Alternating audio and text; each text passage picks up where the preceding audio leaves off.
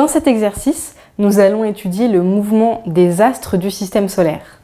Il va falloir utiliser la troisième loi de Kepler qui dit que le cube du rayon des astres est proportionnel au carré de leur période de révolution.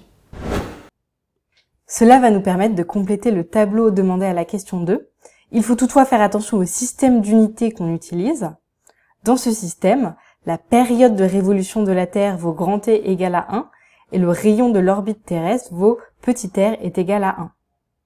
On calcule ainsi la constante grand K qui vaut r au cube sur t au carré qui vaut 1. La loi de Kepler prend donc la forme r au cube est égal à t au carré. Par exemple, pour connaître la durée de révolution de Mercure, on écrit grand T est égal à racine de 0,39 au cube, qui est égal à 0,24 années. Cela nous permet de remplir tout le tableau avec l'ensemble des planètes du système solaire. La période de révolution de Vénus autour du Soleil est de 0,6 fois la période de révolution de la Terre, ce qui signifie que lorsque la Terre a fait 0,6 fois sa période, Vénus effectue pendant ce temps une rotation complète autour du Soleil. Comme les périodes de révolution des deux planètes sont différentes, on se doute bien qu'à un moment, on va retrouver la même configuration. Le but de cet exercice est de déterminer cet instant. Pour déterminer la période de révolution synodique, on va changer de référentiel. On va se placer dans le référentiel qui est centré sur le Soleil et qui tourne en même temps que la Terre.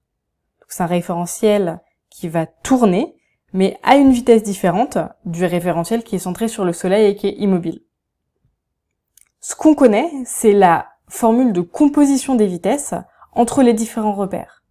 Donc pour déterminer la période de révolution synodique de Vénus, nous allons passer par la vitesse angulaire de Vénus dans le référentiel qui tourne avec la Terre.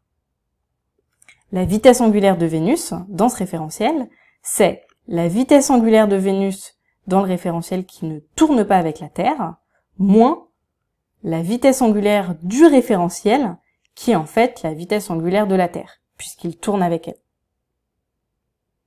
De cette vitesse angulaire, on en déduit la période de Vénus dans ce référentiel tournant, qui est de 596 jours. Il s'agit bien de la période de révolution synodique, puisque à cet instant, la Terre est revenue dans l'alignement entre Vénus et le Soleil.